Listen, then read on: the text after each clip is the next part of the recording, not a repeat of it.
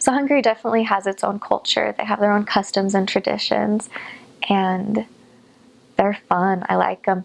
One of the first ones, one of the big important ones that I needed to get used to was how to formalize the older people in the way that you speak. So with the way that the language works as you're talking to them, it's not that you're saying you or like directly speaking with this person. It's kind of like a third person thing, like, oh, how is she feeling today? Or like, how does it please you to, or how does it please him to be today? Or stuff like that. And so the conjugations of words were very different, and just the way you would approach an older individual, like the senior citizens, it was different, but it was fun. Once I was able to do it, I was intimidated by it at first, like how to do it, because it was just so hard. It was hard to learn how to talk to an individual to begin with, so then to change your grammar, like that just made it harder. But once I got the hang of it, it was fun. I enjoyed it. It was fun to formalize them.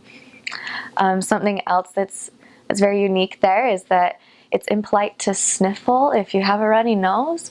You just have to blow it. If you're in sacrament meeting or on a bus, or I don't know, wherever you are, if you're just having a runny nose, they'll give you a tissue. They'll be like, oh, here, take this, like, get it out.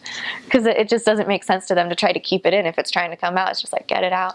And so you'll be in meetings and who knows where, and they blow their noses so well, so loud. So I got really good at that too.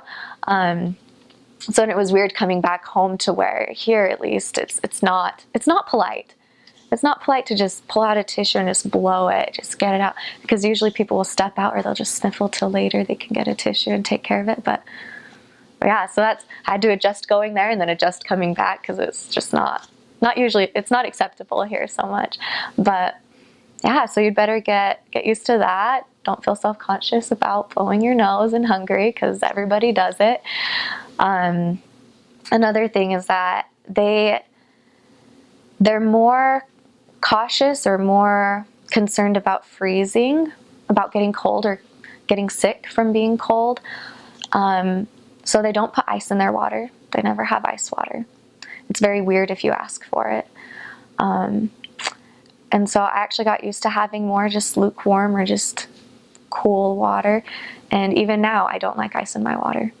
I actually really like not having it.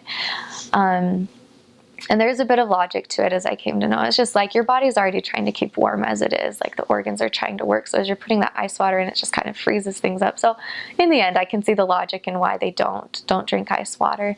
But it was interesting. A lot of the missionaries had a hard time with that, because they're like, I just want my cold water. And it was interesting sometimes in the summer I remember there were a few times where we'd go meeting with some of our investigators or just tracting, and the people would want to offer us some tea, some hot tea, and it gets so hot in the summer.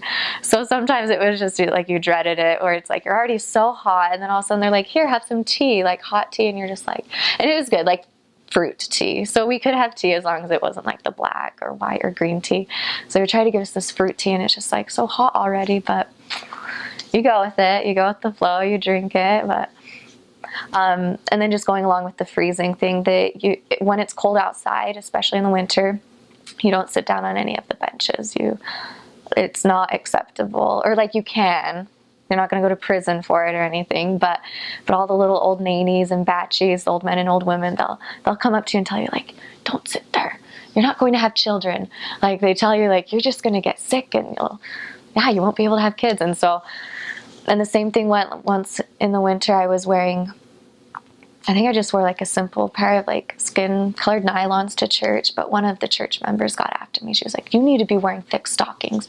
Don't come crying to me when you can't have kids.